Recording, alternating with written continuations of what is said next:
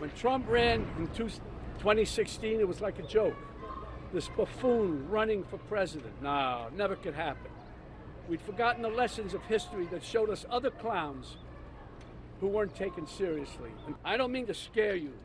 No, wait, maybe I do mean to scare you. If Trump returns to the White House, you can kiss these freedoms goodbye that we all take for granted. And elections, forget about it.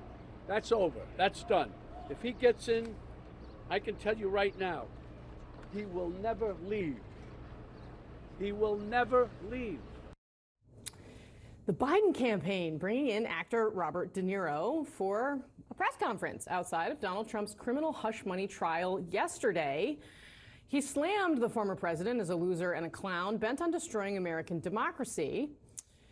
But he didn't just say those things at the microphones that the Biden campaign presumably was expecting. He also clashed with Trump supporters outside the courthouse. They're traitors. I don't know. I don't even know how to deal with you, my friend. I don't even know how to deal with you. Take that stupid hat off. You're a bunch of clowns. When you see this guy get elected, you. Okay, panel's back. We're joined by Isaac Duvere, who covers President Biden for us in great depth. Isaac, this was a very interesting decision on a number of levels. What went into it, and what has the reaction been in the White House, considering the scenes that came out of New York yesterday? Look, the big issue that Joe Biden has had for his entire presidency, and certainly for this campaign, is how to break through. And here we are talking about what Robert De Niro said about Donald Trump in front of the courthouse yesterday. Yeah. Although in fairness, we're not really talking about what he said at the microphones. We're more talking about words we can't even play on television. What is going on here is that it's not just about getting through to undecided voters. There's also an enthusiasm problem that the Biden campaign knows that they have with their voters. And for whatever else might have been said about what De Niro said yesterday, it did channel a lot of that energy that like Biden-friendly or Democratic tweeters or those people want, right? Like that's it. What he's saying at the microphones is what they are all mashing into their keyboards. And there is something about having that said in such a public, forceful way by obviously an identifiable guy, obviously someone who is known to many Americans as a tough guy, even though he played a tough guy many times. So Democratic, lefty Twitter is on fire probably over that. But what about swing voters in Wisconsin or Pennsylvania that the Biden campaign particularly, like who do they need and how does that work for them? I'm curious about that. They need a lot of people. They need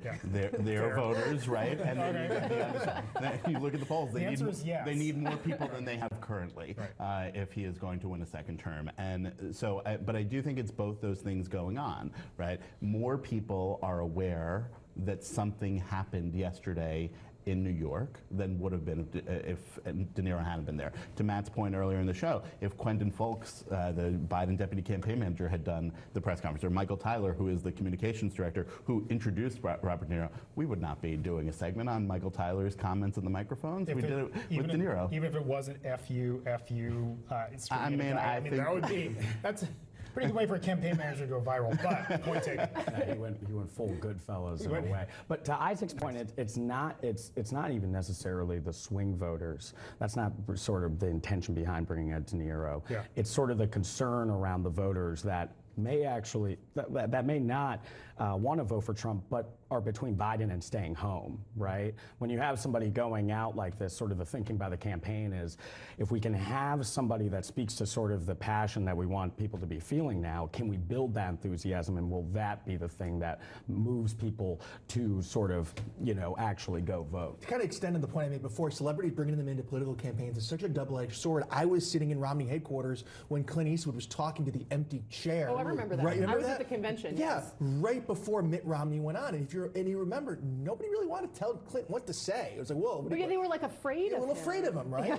and look, celebrities don't have the same incentive structure that politicians or surrogates gets due, right? They are playing a completely different ball game. And if your objectives line up, God bless you, go to town. But always, not always, does it happen. Yeah, so Jason Miller, of course, was out there. He's the Trump campaign spokesman. They rebutted this De Niro situation in basically real time. Here's what he said. Here's the argument he made. So the Biden folks have finally done it. After months of saying the politics had nothing to do with this trial, they showed up and made a campaign event out of a Lower Manhattan trial day for President Trump. And the best that Biden can do is roll out a washed-up actor. So, I mean, Isaac, it did kind of give the Trump team an opening on this. Did they calculate that was a risk that they were willing to take? Because now they're going to claim that politics was part of this trial, whereas they didn't the day before yesterday. I mean, this is part of the back and forth blah blah that happens on a lot of these things in a campaign.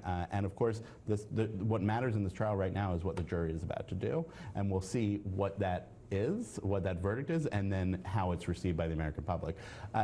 But at one point, do you think the verdict's going to change anything? Well, we'll see. Look, I think that one of the problems that you hear from a lot of concerned Democrats right now is that there have been many moments so far where we have been told, either the reporters told privately by campaign officials, or they've sort of said it publicly, that this is the turning point for the campaign. This is when the dynamics are about to shift. This is when people are going to focus in and plug in, and that's going to benefit Joe Biden.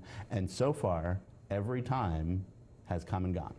And this may be a different moment, but if so, it will be the change from all these other moments that we've had so far that we're supposed to be. Well, and Politico put out, let's put the Politico headline up on the screen, this from yesterday about Democrats freaking out, basically.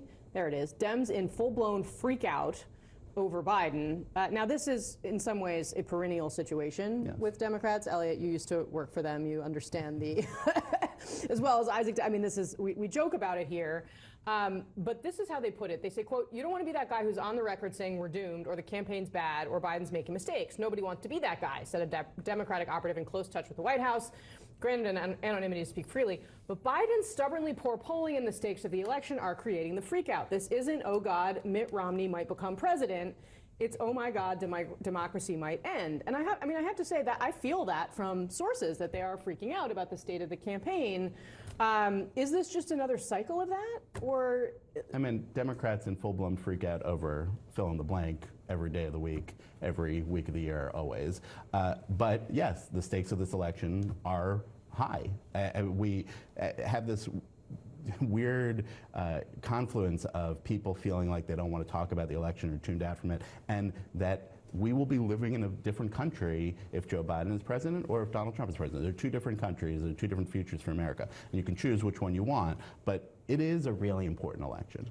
And it's one that people feel like you can't lose. Multiple people that I've talked to, voters have said to me, I just wish we could have an election where it didn't feel like everything was on the line. We've had that in 2016, in 2020, now again in 2024. But I would say each time there's been a truth to it. You were saying that this might be the moment that the Biden campaign sees sort of a shift. I feel like we've been hearing over the past year, time and time again, this is going to be the moment when the contrast is clear. This is going to be the moment when the contrast is clear. That's kind of part of the big concern among Democrats here. Yeah. You have one candidate in a trial, another candidate focused on governing, and so far that contrast still hasn't become clear, at least when it comes to polling for voters. Or it's become clear and voters don't care. Right, yes, also possible. All right.